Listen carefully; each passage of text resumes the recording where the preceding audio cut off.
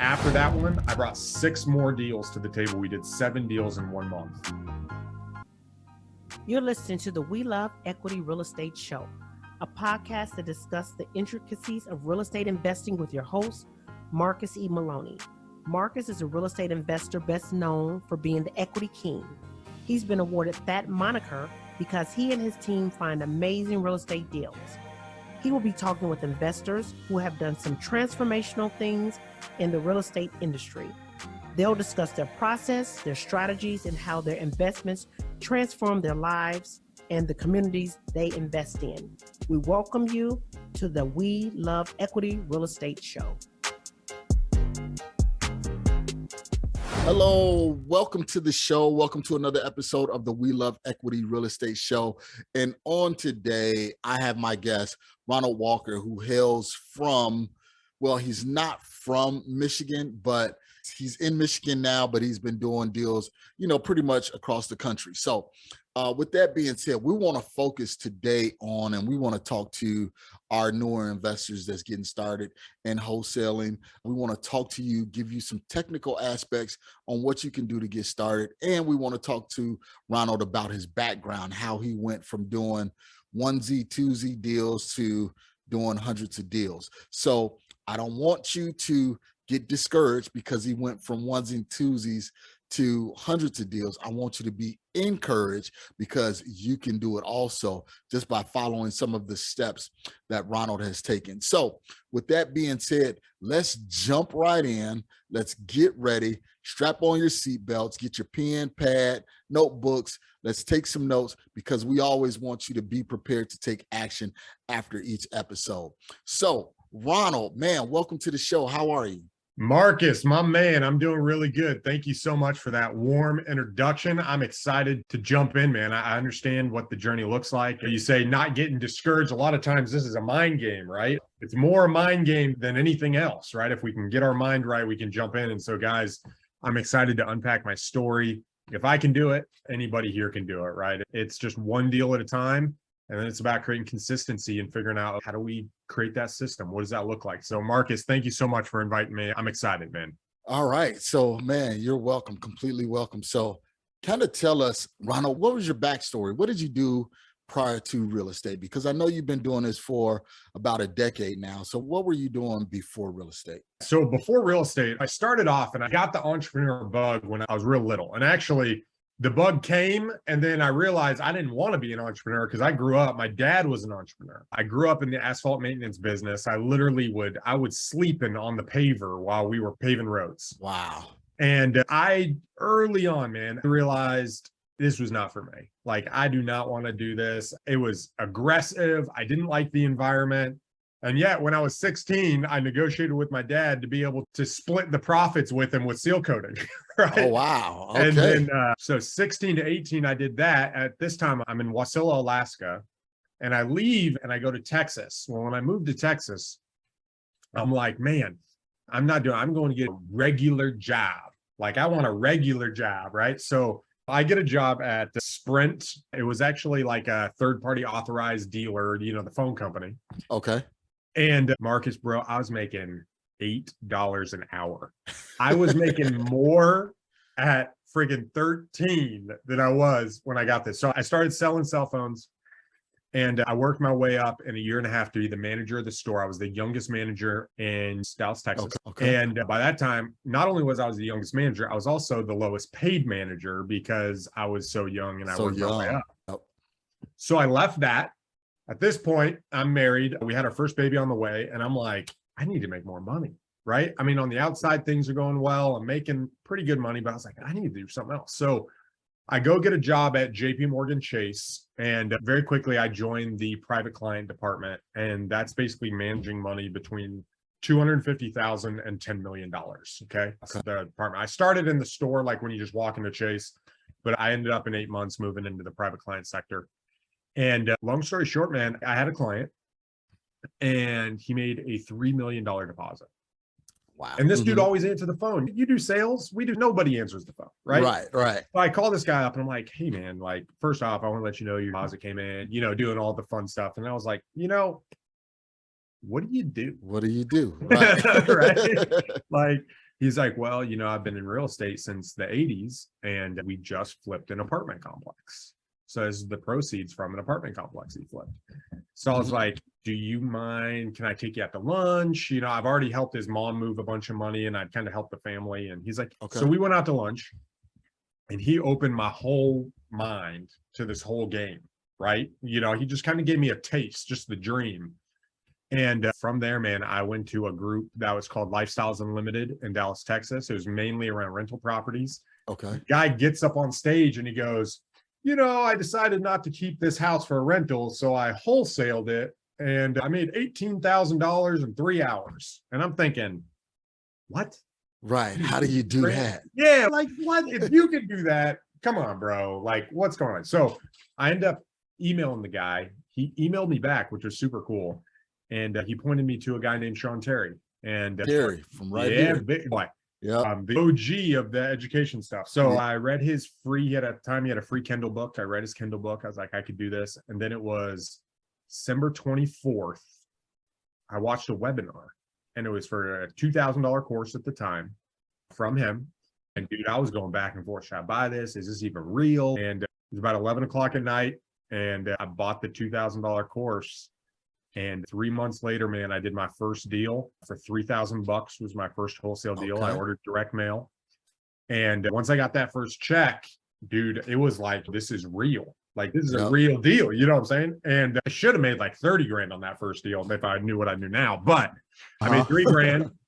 It was good. And then, man, I was putting bandit signs in the evenings. I was taking appointments in the middle of the day. I was at work being like, I got to go see a client and doing a real estate deal on the side. And so that's how I got started, man. And just jumping in and couldn't let it go. I couldn't let it go from there.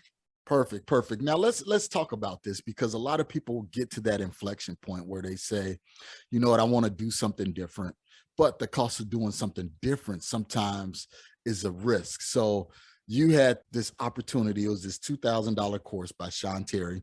Again, big ups to Sean Terry. I used to go to his meetups when I first started, and actually me and Brandon, his once longtime acquisition person and fulfillment coaches, now we're partnering on some stuff. But you were at this inflection point, $2,000. Do I pay for this course or do I not? Because I'm not sure if it's real. Is it real? What was all going through your mind at that time, and what actually made you pull the trigger? Yeah. So, man, in that time, like, I watched this webinar, right? And I'm going through it and it's like counting down, like, this deal's going away. Like, I'm closing up. And, I understand how some of that stuff works now, but back then I'm just like, man, this is my opportunity. And so inside of me was like, this is my opportunity. And I shared with my wife, and my wife's like, we ain't paying $2,000. Right. So for me, I had this moment where it was like, I want to do something different. Like, this guy just told me you can make 18 grand. I mean, he didn't tell me, he told this group. And then I saw this other guy that made $3 million. And I'm like, yo, if I can turn this into 200,000, that's a little bit more than double what I'm making right now. Right. And then I'm thinking at 200,000 though, I'm thinking, dude, that's 10 deals. Right. So, and, I have a little bit of savings at this point. And so back and forth, I'm going back and forth and back and forth. And should I do this? Should I not? Should I do this? Me and my wife were talking about it. And I think it was like 11 o'clock at night. Okay. And dude, you know how like you just roll the dice and you just have faith, you're just like, let me just see what happens. Dude, I felt so nervous. Like my gut sank, or like that pit in your stomach. And I just bought it. Okay. And I didn't know what I did. I didn't know if I just wasted $2,000 or what. But it was so nerve wracking because, there's all kinds of things that go through your head. Is this a scam? Is it for me? Can I replicate it? Did I miss the boat? You know what I'm saying? Like, maybe they're teaching this now because it doesn't work anymore, right? All these things were going through my mind. All of that negative self-talk. And that's what a lot of people go through, in the beginning. There's a lot of negative self-talk because they don't believe in themselves. I'll just be out front. They don't believe in themselves, and they believe that, hey, this person is doing it. They must know something. They must be doing something special, or they must be connected with the right person, or they have the money. But in all actuality, it's not. And you guys listening, Ronald is telling you that right now. Hey, he didn't have the money. He didn't have the belief. He just said, you know what, I'm going to take the shot. Absolutely. Well, and what I've learned since then, man, is like real estate is three things. And this is what that course, what it really digged into me is real estate's three things. It's knowledge. It doesn't matter if you're doing a $10 million deal or a $50,000 deal. It's knowing the right knowledge, knowing how to do it. Mm-hmm. It's the network of people you have around you, and it's getting in front of leads. If you're increasing your knowledge, if you're building your network, and you're looking at houses or commercial buildings or whatever, you're going to win. And at that time, I didn't know that, right? I was just so nervous. And in your head, even people I'm talking to now with like the market and everything, is what's going to happen? They start underperforming because they're in their head. Yep. And so guys, if there's anything, just take some action, just be consistent and have a good strategy and follow. If you don't know what that strategy is, follow, just do what they say to do until you get better results than what they're teaching, and then start branching out. And so there you go. Yeah, man. But that internal drive, I was so nervous, bro. I didn't know what to do. I didn't know if I could do it, but I knew one thing. I knew that I wanted, and this stuck with me until I finally hit it. I knew I wanted to be a millionaire. Okay. Like that, like I wanted to travel. I wanted a better car. I wanted a nice house, right? At that point, I was in a 2-bedroom apartment. You know, I'm in a 5,000 square foot house now. Okay. Like I wanted freedom to choose the things that I liked and to give my wife and to give my kids the life they wanted and to show them what it took to accomplish those goals. Like deep down, that's really what I wanted. And so that's what drove me through that uncertainty. And you know what, Ronald, it's when you talk about what you wanted and what you wanted to accomplish, and this is a misperception that a lot of people believe, it wasn't to show everybody else, you know, hey, look at what I got. It's a lot of times it's to prove to yourself, man, Ronald, you were able to accomplish everything that you wanted to do, you know, and it's giving your own self a pat on the back and showing your own self that you can do it. So a lot of people had this misperception where people go out and they buy these nice houses and these fancy cars, you know, to show off. A lot of times it's not to show off. It's to prove to themselves, hey, you know what? Everything that I knew inside of me that I could do, I was able to accomplish. Have you seen The Last Dance with Michael Jordan? I have. Yep. You know, in that thing, and I don't want to compare myself to Michael Jordan, so don't take that. But in that, Michael Jordan, he's not out to show, he's not trying to show the world that he's the best. Drove him was this inner, when people would get in his face, he'd be like, oh, I'm going to show you. Like, this is, it was about him, right? Like, he needed to operate at his level. When he was around his teammates, he's like, dude, what are you doing? Put in the work. Like, we need to get up here and win. And I think that's a misconception. It's not so much, it's not about these people.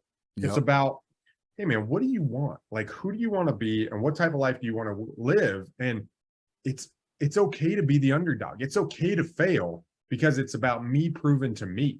Exactly. And dude, I think you're right on point. And I think that's why I think real estate's a mental game, because it's sometimes you look out all here and you see these people and you hear what they talk about and you're like, man, could I do it? Am I that fake guy? Am I this? Am I that? It's like, no, man, just do you.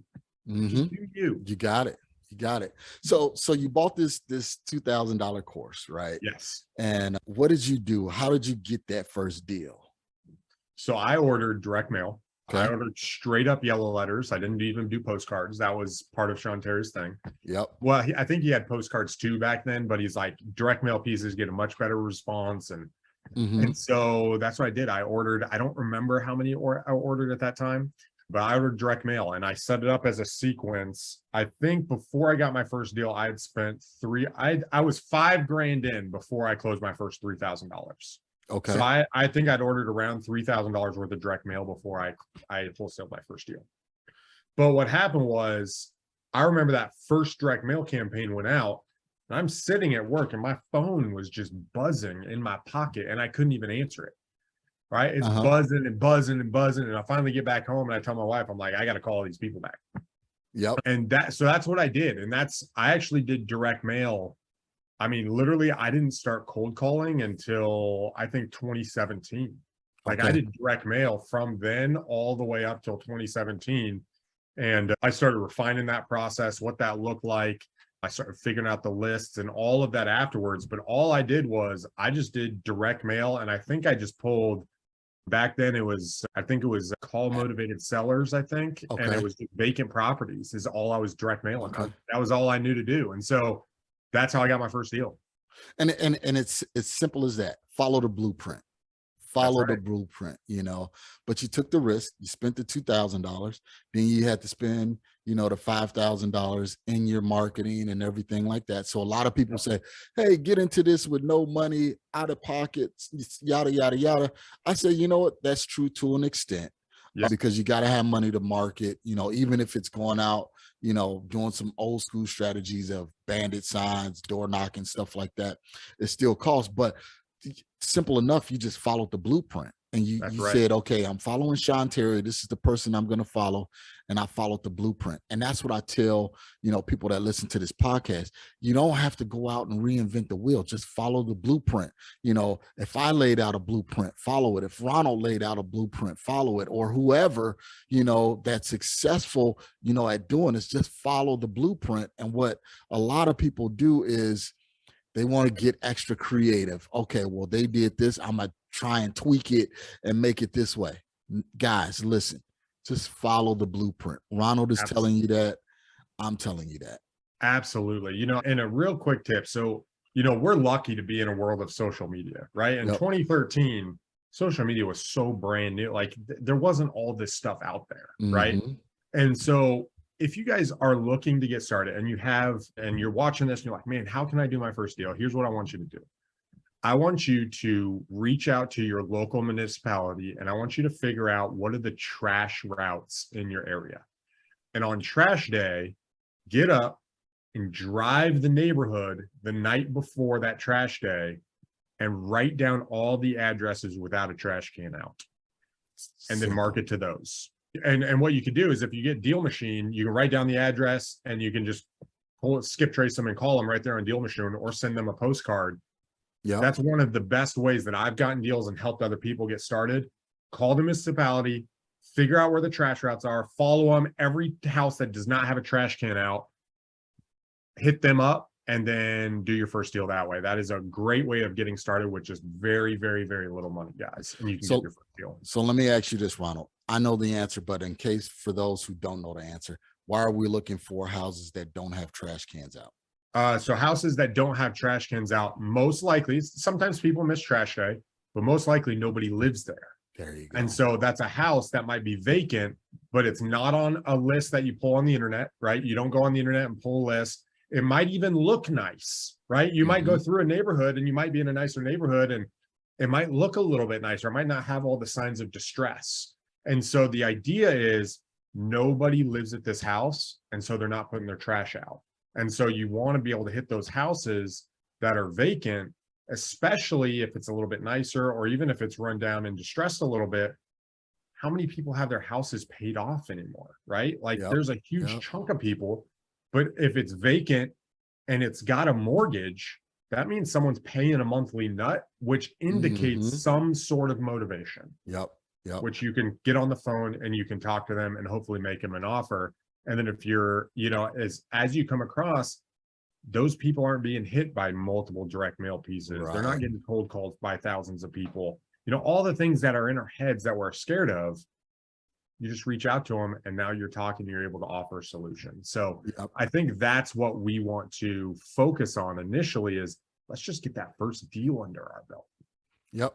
And a caveat to that, you know, you guys that's in colder climates in the Midwest or upper Northeast or something like that, go out there, you know, when it's a snow day, if the driveway isn't plowed or something like that, you know that nobody's living there at that house. So one of the things here in Phoenix that we always tell people to do is, you know, drive around, like you said, on trash day, and also look for houses that have a lot of grass grown up in the rocks and stuff like that. That's an indication of distress. Okay, absolutely. So great. That's a great pro tip right there, Ronald. All right, so you were doing these 1 and 2 deals and everything like that. Let's kind of pivot. Let's kind of see. Okay, so you were doing a direct mail and everything up to 2017. 2018 or so, you started with the cold calling. Why did Yes, you sir. decide to pivot? So a big reason I decided to pivot is my marketing budget was just getting higher and higher, right? Direct mail, you have a hard cost and there's not a Yep. follow-up mechanism. Yep. And so for me, even though my business at that time was consistent, the way I was doing direct mail, and people can judge me, but it's my story, is I had I think I had 4 at that time. I had 4 acquisition coordinators, and I was ordering direct mail for each person individually. Okay. Mhm. So it Okay. wasn't one piece of direct mail coming to the company and they handle it. It was like, this one's for Bryant, this one's for Anthony, this one's for David, and this one's for Kay. Okay. And so they each had their own segment of direct mail pieces, and they were coming into them. And so I was ordering each acquisition coordinator their own direct mail. Well, as I was doing that, I was having to, every time I hired somebody, I had to fill their pipeline with leads the way I was doing it. And so sitting here ordering, like, I know guys have done massive amount, like higher than me, but I was spending so much money on direct mail. Right. And then I've got a new guy and I've got a more experienced guy. And I felt like all these opportunities were falling through. And then I had to mail them again and then mail them again to keep that lead flow coming in. So I pivoted. Actually, I started with ringless voicemail. Okay. And my idea was I'm gonna hit ringless voicemail and they're gonna come in and I'm just gonna blow up my guys' phones so they can work deals. Well, if you've ever sent out like 3,000 ringless voicemails at one time, it's like a bomb goes off, right? Like it's just like, boom, your phone just explodes. You can't even talk to one person, 5 more people call. Yep. And anyway, it didn't work. The guys are like, dude, these leads suck. Do not stop, right? So then I hired a lady to take all the ringless voicemail calls. And the idea was that it would be a filter and then it would pass on. Well, that filter ended up being a roadblock and I spent like $13,000 and I didn't do one deal. Wow. And so I was like, man, let's just stop. So I cut the whole system off and I decided to start just taking those leads that I had skip traced and I'd gotten their phone numbers for. And I decided to just get some cold callers. And so that's what I did. I got some cold callers and I've learned a lot from cold callers over the years. I've had a ton, I've fired a lot and I've hired a lot. But what happened was those cold callers created a predictable intake of leads that we could hit over and over again. And so what we started doing is we started cold calling, and then I put my cold callers on all of the past leads for direct mail as well. And so I had cold callers calling new leads from lists, and I had them calling my old direct mail follow-ups. And then they would turn and put that into Podio, and then my acquisition team would just pick up anybody who said they were interested. And that was my start to cold calling. And what it did, a lot of people are struggling with consistency. And although I agree that you should get into cold calling yourself, you should figure out what it's like to jump on the phone and cold call. Cold calling is hard, right? It takes courage. I like to tell people, like, the good thing about cold calling is it builds courage and confidence in you. But you got to step up to the plate and you got to be willing to do it for like 4-hour segments. And if you can do it for 4-hour segments, you're going to get 2 leads, right? Well, if you get 2 leads in a 4-hour segment, it takes about 50 leads to get a deal. Right. So you're talking about cold calling for weeks. And so people are like, how do I get deals? You're just not doing enough, right? You're not consistent enough. And so what that allowed me to do is it created this consistent output of leads from my acquisition coordinators that I could hit over and over again. And it also allowed me to tag into follow-up, which then gradually led me to having cold calling as our primary system. And I pulled back on direct mail. And now I just do tailored direct mail to very specific lists. And so, but that's why I love cold calling, is because it creates a predictability in business that a lot of the other strategies you can get, but you can create that predictability at the lowest entry point as far as cost. So piggyback off of what you're saying, similar story for me. We started out with direct mail, doing a bunch of direct mail, and the cost has started to increase and increase and increase. And like you said, you send out direct mail piece, you got to send out another one for follow-up. You got to send out another one and then another one, and that cost has kept going up. But one of the things that I heard you say, throughout that segment was trial and error. You was trying some things, it didn't work. You said, okay, I'm gonna try this, I'm gonna go, so guys, that's why I always want you to listen to these podcasts. This is the reason why I always want you to, follow me on YouTube and everything like that, because we don't want you to have to go through as much trial and error and spend $13,000 like Ronald. I'm guilty of it too. I spent money trying things out and it just didn't work out. But we want to make sure we provide you with that predictability. Like Ronald said, if cold calling is working, then focus on that, dig into that, dial into that. Just as an example, I've been dialing into our cold calling, looking at, okay, pulling every cold call for every hour, every day. So I know, okay, what's the best hour that we get the most amount of connections, and what's the best day to get the most amount of connections. That way I don't have a cold caller calling on a day or an hour where we're not getting that many connections. So it's always refinement and fine tuning. Would you agree, Ronald? I would 100% agree. One of the things I found is I started seeing this trend that we would get like absolutely nothing, like Mondays until like 2 p.m. Right? Like Mondays were just like a dead day. Even when I look back at the days I got contracts, Monday mornings were just, it never happened. Nothing. Yep. And I started looking at other big wholesalers, and you'll see them like their office doesn't even come in till like 1 p.m. on Mondays. And all of a sudden I'm like, man, success leaves clues, right? Like, what am I doing? I need to stop wasting. So I switch. And so like now a lot of my networking and a lot of my connections, I do Mondays simply because I don't do that. And then my cold callers, guess what I do? They don't call Monday mornings. I shift that. And so they call Saturdays, but then they skip that Monday morning, and then we do the evenings on Mondays. And so absolutely, man, I think understanding what people are doing and being able to look at your own trends and go from there. But before that, guys, if you're not there yet, if you're not doing consistent, just get consistent first. You have to take action first, and then you look at the trends, because you have no trends, right? You have no trends until you actually are consistent. And so once you get there, then you can start making tweaks. But there will always be an element of trial and error, and our ability, Marcus, to just be okay with that, to be okay that I'm going to fail, even now, right? Like, it's awesome being on camera and it's awesome doing the podcast and all that. But you know what? When I'm on the phone with the seller doesn't give a rip who I am. You know what I'm saying? Like, really. And so, guys, we're all in the same boat. When you're talking to it, or you're an acquisition guy or your cold caller, it's just about finding your difference, not what's better or worse, but who are you and what value do you provide, and just coming to them and trying to help them out in their situation. That's so very true. So very true.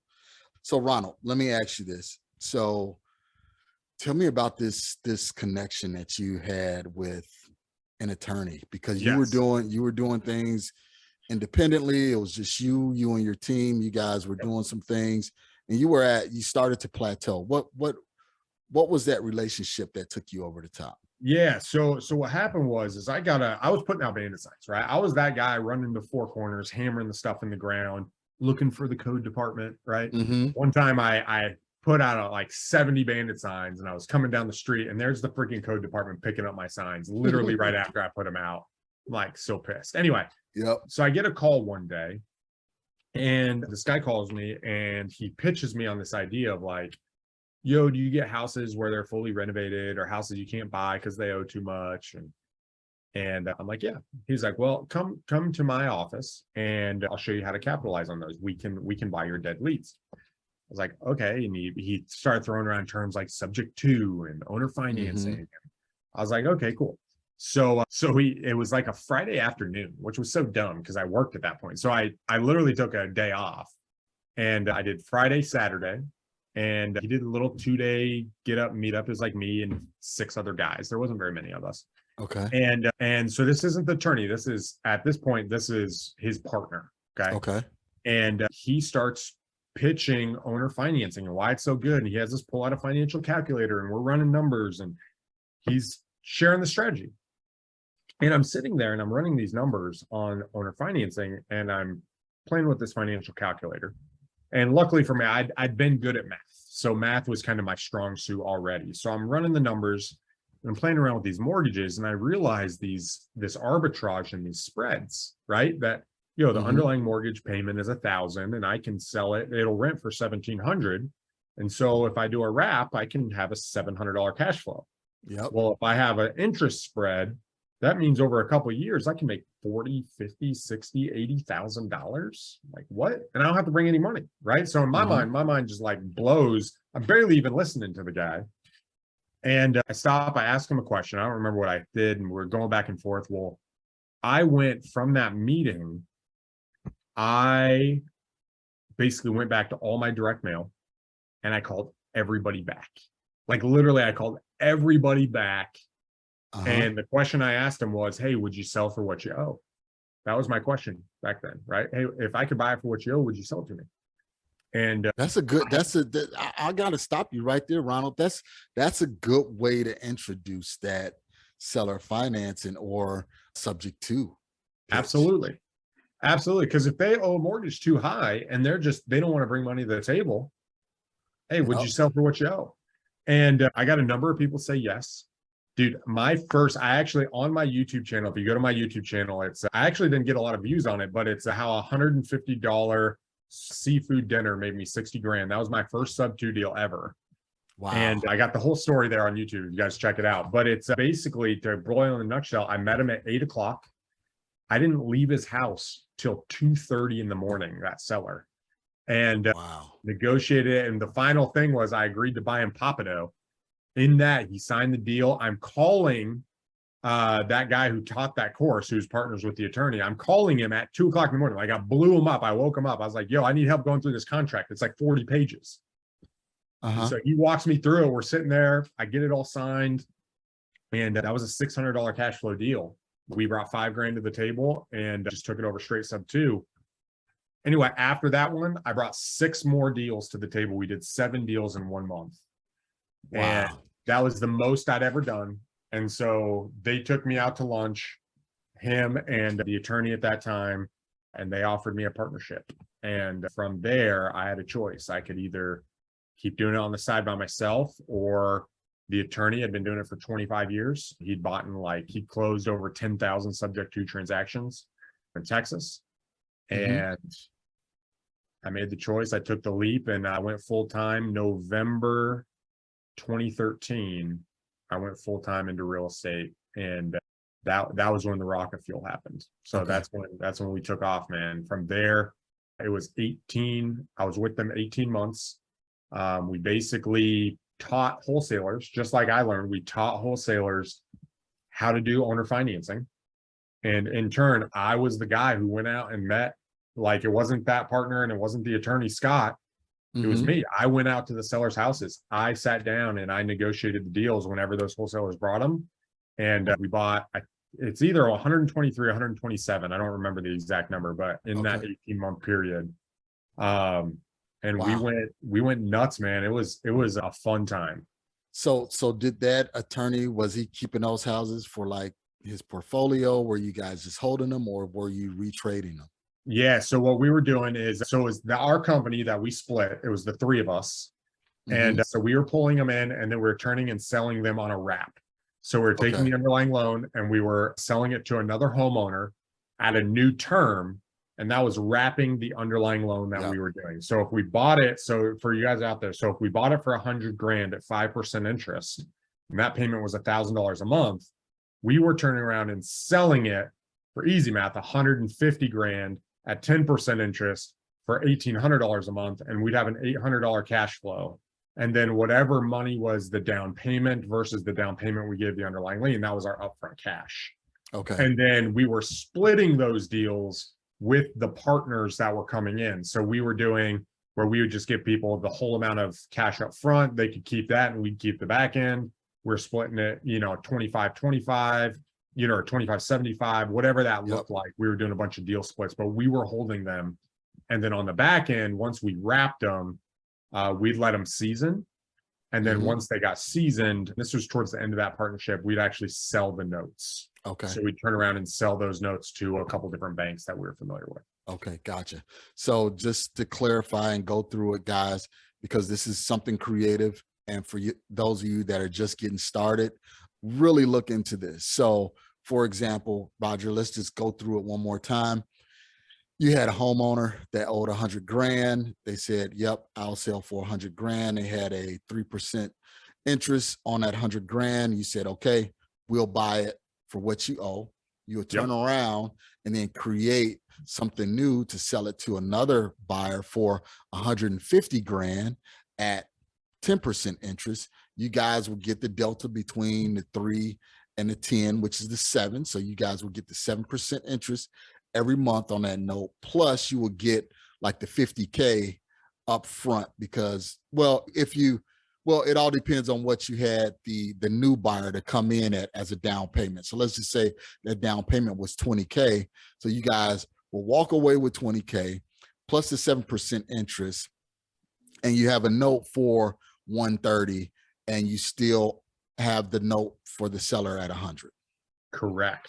There you go. That's absolutely right. And what happens is over time, as you're paying down that underlying mortgage is oftentimes paying down faster than the one you have. And so your equity is getting more and more over time, which is really, really cool, guys. And that's where when you start looking at creative deals, it just is another tool in your tool belt. It's a little bit more complicated, right? It's like a watch. You got gears that are moving that are a little bit more, but once you understand it, you're just like, oh, that's how it ticks. Boom, boom, boom. And you can put it in place. So let me ask you this, because this is one of the questions that people always ask. Well, why would somebody want to sell for what they owe? Especially, let's put it this way, especially if it's like a landlord or somebody that own the property. They have a tenant in the property, the tenant is paying X, and you say, okay, well, I'll pay for what you owe. Why would somebody be interested in that? So the number one thing is that I like to tell people who ask me this question is, you're trying to put yourself and understand why a seller, like why you would do that. And you got to remember that you are not them, right? Like your situation is different than our seller's situation. And so a lot of times it might not make sense to you initially, right? But you also tend, or at least I tended, let me put it this way. I tended to think, why would this person sell this $150,000 house for 100 grand? Yeah. When in reality, the house is not worth 150,000. The house is only worth 150,000 after someone spends, manages, does the construction of $35,000 or $40,000, right? And so now they get to avoid a lot of this headache, which if you guys have done flipping, or if you ask a flipper, ask them about that process. What does it look like to flip a house? Ask them about horror stories. Ask them about managing contractors. Have they ever been ripped off? And what this will do is you'll start to understand what is facing the seller in front of them to get this value, and you'll be able to isolate where you can really help. So in your question, why would a seller sell on terms, or why would they do creative financing? One, they owe more on the mortgage than the home is worth, or that they would be able to net. So if the home is only worth 120, but they have a mortgage of 110, they were to turn around and list that on the market, they have to bring money to the table, and they don't want to do that. So that's number one. Number two is seller financing. If you want to look at it from an investor standpoint, who makes the most money in the world? The banks.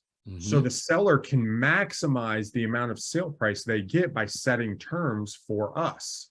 Why do we want to buy it? Because we don't have to go to the bank. We don't have to get our credentials looked at. We're looking for an arbitrage between that payment and what we can rent it for. So why wouldn't the people want to hold it as a rental? Well, you've got management, you've got the underlying payment, You've got repairs that you have to do, right? All of these things are headaches. And what I like to say is you don't need money to buy real estate, but you do need to bring value. Right. And value can come in one of three ways, or actually it can come in a variety of ways, but it can come with money. You can bring money to the table to bring value. It can come with management. It could become with finding the deal. It could become with managing the deal, bringing the contractors, bringing the knowledge, bringing the time. There's lots of things that are valuable. And sometimes, guys, people are just beat up. I've been beat up, right? I've had headache properties where it's like, dude, if you could just take that off my hands, I would be so grateful. Right? I don't want to deal with that anymore. Yeah, it's funny how sometimes the table turns and you end up being the motivated seller. You're like, you know what? I'm just done with this. I'm tired of it. Absolutely. Yeah, I bought one. I thought it was going to be my best deal ever. I think it was 2017.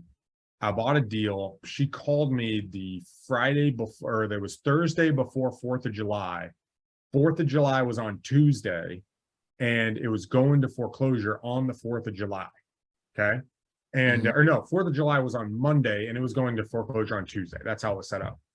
And I told her, I was like, I can buy it, but I'm buying it without title insurance. And so I have a lot of risk. Yeah. So I was like, I'll close on it. We won't go through a title company. I've got an attorney in house. I can make all this happen. Right. She's like, okay. And I gave her my price, and it was going to be like $140,000 profit for me. And, you know, she was emotional. She was crying. She's like, can't you do more? I was like, unfortunately, with the situation, this is what it looks like. I thought I was going to kill it. Come to find out, I closed the deal the next day. I close it. I take title. I bring the mortgage current. I'm in at this point. I think it was like $40,000, a little less than 40,000. The next week, I find out she has it was either an IRS or a tax lien. Oh my God. Some for around $90,000. Okay. Ouch. So I made like 18 grand on that deal. But if I didn't buy it so deep, because I didn't have a title process, dude, I got into that deal. I was so nervous. I had money in it, this tax thing, and there was a tax process that was like already well into it. Guys, I became a motivated seller. I started calling all my buyers. Yeah. Blah, blah, blah. We need to close like now. And so the tables turn. There's things that happen that create motivation. But yeah, the wholesale process, guys, the subject to, I have sold properties, not on seller financing, not just to homeowners. I've sold investment deals to other investors on seller financing with balloons. I have sold houses at wholesale to other investors, and back and forth. There's lots of benefits to this game. And so don't ever get caught up in that mindset of, am I just ripping people off? No, people have different situations that you provide a solution to. Yep. Man, Ronald, we forgot to take a break, man, because this has been so good. So that's awesome. Let's take a brief break. Hear a word from our sponsors. When we come back, we'll put Ronald on the hot seat and ask him some detailed questions. So let's pause, take a break, and we will be right back. PropStream is the industry's #1 tool for locating distressed properties and connecting with highly motivated sellers. With 100% coverage across the U.S., PropStream provides a deep dive into any property's specific details, making it easy to generate lists of distressed properties and contact to the owners. No other product or service can compare. Gain access to MLS property details like expired listings. You can pull accurate comps, even sale prices in non-disclosure states. This information is typically reserved for licensed real estate professionals, but it is also available to you in PropStream. Gain access to unlimited nationwide property search, comparable home sales, targeted marketing lists, and owner contact lookup, built-in marketing tools, hundreds of filters to search and sort leads. Start your free 7-day trial now by going to proud.propstreampro.com/weloveequity. Are you tired of seeing others becoming successful real estate investors and you just don't know where to start? You see all the Instagram posts of others being successful. You see the Facebook ads guaranteeing instant success. You look at tons of YouTube videos, and you even attend seminars just to be tricked into $10,000, $20,000, or even $30,000 courses. Well, with the Deal Finders Club, my husband is here to change things for you. Have you said to yourself, I'm deadly afraid to talk to sellers and I have no confidence. I don't know where to find motivated sellers. I don't know where to get a contract from. I don't know how much to offer the seller, let alone where I'm going to get the money from to close the deal. Well, in the Deal Finders Club, Marcus and his partner Mike are going to show you how to overcome all those challenges and more. Find out how by going to azdfc.com. That's azdfc.com. We'll see you inside. All right, guys, we are back with Ronald Walker. We have to apologize, man. Me and Ron was just talking and going, and we forgot, that we needed to take a break. We didn't want to take a break. So hopefully you guys are getting a lot out of this like we are. So Ronald, let's put you on a hot seat, man. Let's put Ronald on a hot seat. So Ronald, starting over, man, what would you do differently? So if I was starting over and let's say I lost everything and I was kicking up from the beginning, here's what I would do. I would find the best wholesaler in town or the best real estate investor in town. And I would go to him and say, what are you trying to accomplish? What are you most excited about? And I would shadow him. I would get to know that guy and I would do everything I could to add value to him. And this is assuming I have no money, everything's happened. I would shadow him and I would learn as much as possible and add as much value to him, because we said earlier, real estate's three things. It's knowledge, it's network, and it's leads, right? Yep. This guy, I've got knowledge already if I have what I have right now. Yep. If I didn't, I can learn more from him, but I failed for a variety of reasons and I may or may not know it. I would be trying to create a rock star relationship, connecting with him, doing value until I could get myself up. And then I would either go on my own or I'd help take him to the next level to achieve my goals. Okay, perfect. And then, what's a good book recommendation? I see you got a nice, expansive library behind you, man. Thank you. Yeah, this is one. I've actually got another bookshelf right here.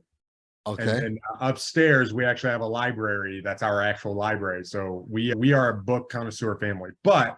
So I got two recommendations. One, if you're brand new to entrepreneurship and you're jumping out on yourself, it is The Laws of Success by Napoleon Hill. So a lot of people have read or look at Think and Grow Rich, which is absolutely amazing. But Think and Grow Rich is a smaller course off of his main work, which is The Law of Success, which a lot of people don't know. But The Law of Success is probably the number one most impactful book for me early on. It's actually, this shelf right here is my favorite books. And it's those 4 volumes right there on the bottom. So that's number one. And then if you wanted a second book, I think I have one right here, which is along the same lines. It's not real estate. My favorite guy to watch on YouTube is Patrick Bet-David. 25 Laws of Doing the Impossible. This is my number one gifted book that I gift people. I've got like 20 copies right here. And this book is amazing. It teaches you how to recreate yourself and it teaches you how to, create the habits and go to the next level as you're trying to be entrepreneurs. So those are my two recommendations. Perfect. Okay. Now, Ronald, tell us about your YouTube channel, your course, how people can find you and possibly work with you. Absolutely. So if you look me up on YouTube, you can go to Ronald Walker. You can also type in Forged2Win. I've got 2 podcasts. I've got the Estate Powerplay podcast, and I have the Forged2Win podcast. You can look me up both on those. And then if you go to my website, which is ronaldwalker.com, I have a completely free course. Basically, it's everything that I wanted to learn going into it. It's everything when I first got started. It's basically that first course I paid $2,000 for. It's completely free. You can go on there, you sign up, you get a login, and there's a whole bunch of resources in there. It just launched about 4 weeks ago at this point, the recording. Okay. And then if you guys want to be part of the founders package, there's some additional really cool stuff in there. And then I'm launching what's called the investor. I'm calling it it's basically investor launch to help people go from, a few deals and being inconsistent and to create the marketing to create a consistency. And if you guys are interested in that, you can just message me on Facebook and or my Instagram. You can do it there as well. Okay. And then lastly, before we wrap up, Ronald, give our listeners some words of encouragement, especially those that are a little nervous about jumping out there, getting started, or those that are doing those onesie twosies and saying, you know what, am I missing something? How come I'm not just going to the next level? Yeah. So guys, I like to say that real estate's a mind game. right? A lot of times we sit around and we worry. And, I've heard it said that white space on the calendar is the devil. And the reason why it's the devil is you're like, why is nothing going on? Why is it, what's going on? Maybe I'm not good. Maybe I'm this. And if you're having all those thoughts, guys, here's the formula. Okay. If you get leads and you skip trace them and you're doing cold calling, you want to make 40, just do that 40 calls a day and 150 texts a day. 40 calls, 150 texts. Do that over the next month and turn it to a number. Instead of it being like, am I working? Am I doing this? Put a number to it. Do 40 calls and 150 text messages. And no matter how you feel, if you can do that every single day, if you get a triple line dialer, do more, right? If you want to hire a cold caller to get leads and then talk to those. But if you do 40 calls a day, that's 250 a week and 150 text messages a day, you'll be on the right track. You create a level of consistency at a massive action. I still do this. I know this was big for a long time, but I still do this. I got my 10X journal, Grant Cardone. And what this does, it keeps my goals in front of me. And it gives me, man, this is what I accomplished today. This is what I want to do today. Here are my numbers. And it gets in front of. So guys, turn that worry into an actionable number. That's a behavior, and make it calls and text messages. And if you hit those every day, even if you don't get a deal right away, you'll know that you're working towards it. And the more seeds you plant, all of a sudden one will sprout from a location you weren't familiar with, and you'll be able to harvest that seed. And that could be 10 grand, that could be 5 grand, that could be 70 grand. You never know what it's going to be. But those types of numbers that we're dealing with here in real estate, no matter how hard it is, it changes your life, right? Even guys, I talk to a lot of guys that are in this business, and they'll struggle for 2 months, or they'll go 2 months and they won't do a deal when they were used to doing 3 to 10 deals consistently, and they'll waste all this money. They're like, oh man, what am I doing wrong? What's this? And all of a sudden, boom, they do a $82,000 deal, and it like makes up all the stuff back. No matter where you're at, one solid deal can set things in a trajectory that will literally change your life and give you that freedom that deep down you really want. So don't give up, keep at it. The business works. All right. Well, thank you so much, Ronald. I appreciate you being on the show. Thank you for your words of encouragement. Thank you for all the technical tips and tidbits that you shared today, because it was a lot of quality content in here today. So you guys know what to do. Take the action, take the information, turn it into action, and let's turn that into some success. So it's Marcus Maloney. Thank you, Ronald.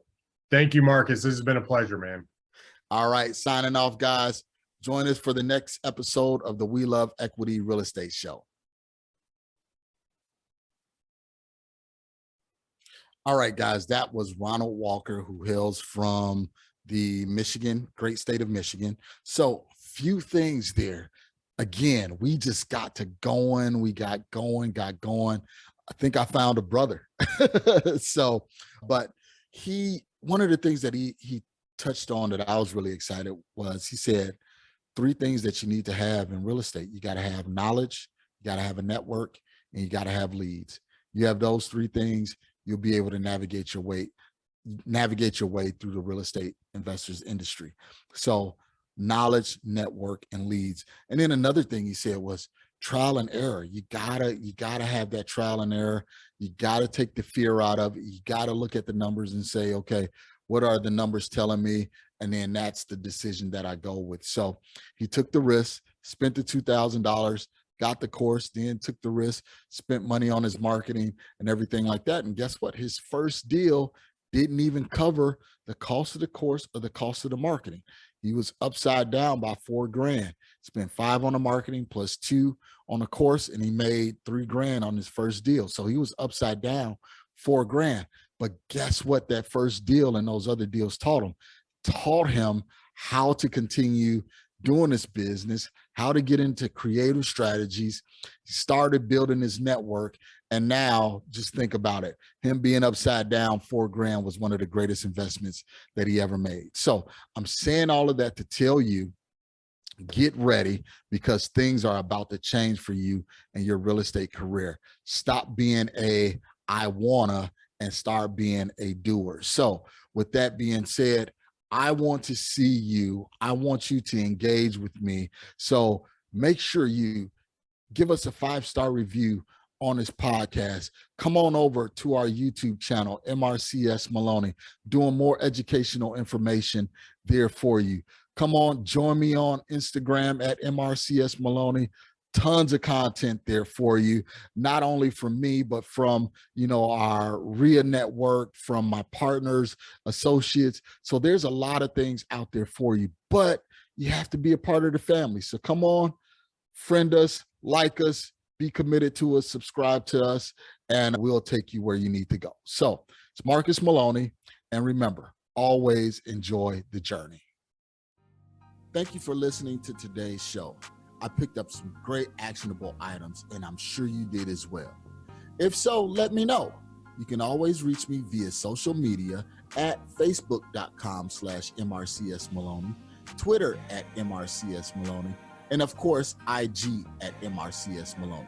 You can also always reach me via email at mmaloney@equityri.com.